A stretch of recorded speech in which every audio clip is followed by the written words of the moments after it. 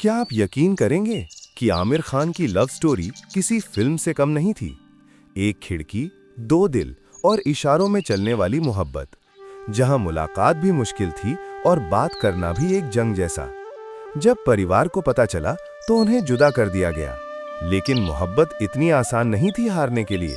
18 अप्रैल 1986 दोनों ने दुनिया से छुपकर शादी कर ली। ये सिर्फ एक लव स्टोरी नहीं, ये मोहब्बत की वो दास्तान है जो हर रुकावट के बाद भी जीत गई। अगर आपको ऐसी ही रियल और दिल को छू जाने वाली कहानियां पसंद है तो अभी लाइक, शेयर और सब्सक्राइब करें। वीडियो में आमिर खान द्वारा बताई गई उनकी और रीना दत्ता की लव स्टोरी का मुख्य विवरण यहाँ दिया गया है।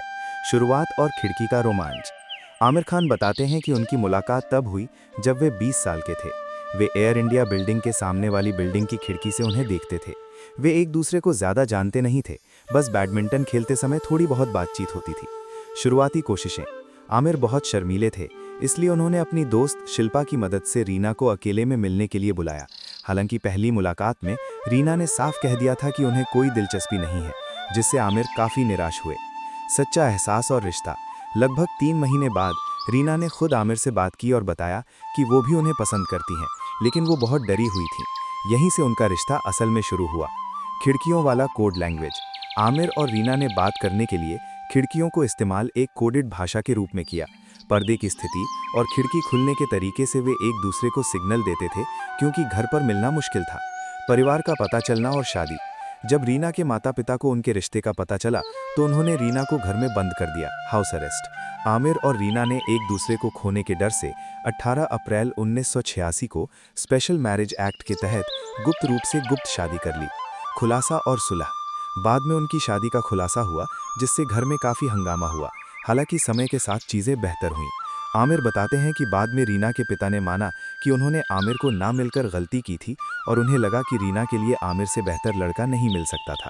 शादी के बाद भी आमिर खान और रीना दत्ता के लिए मिलना आसान नहीं था, क्योंकि वे अपने अपने घरों में अलग अलग रह रहे थे।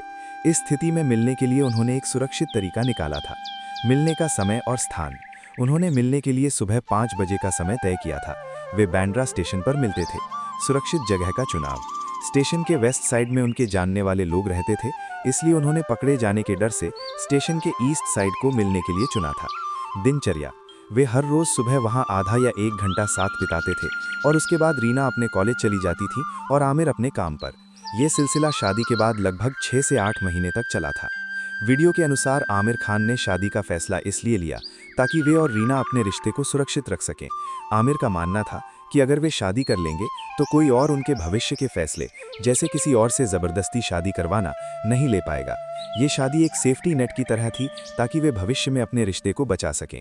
वीडियो में आमिर खान ने बताया है कि उनके कमरे में एक स्टडी टेबल थी जिस पर वे अक्सर बैठा करते थे। उनकी अम्मी को लगता था कि आमिर अपनी पढ़ाई में बहुत रुचि ले रहे हैं और कड़ी मेहनत कर रहे हैं। हालांकि असलियत ये थी कि आमिर उस टेबल पर बैठकर पढ़ाई नहीं करते थे, बल्कि खिड़की के जरिए सामने वाली बिल्डिंग में रह रही रीना को देखते रहते थे। वो टेबल खिड़की के सामने थी, जिससे उन्हें रीना पर नज़र रखने और उनके साथ रोमांच शुरू करने में मदद मिली।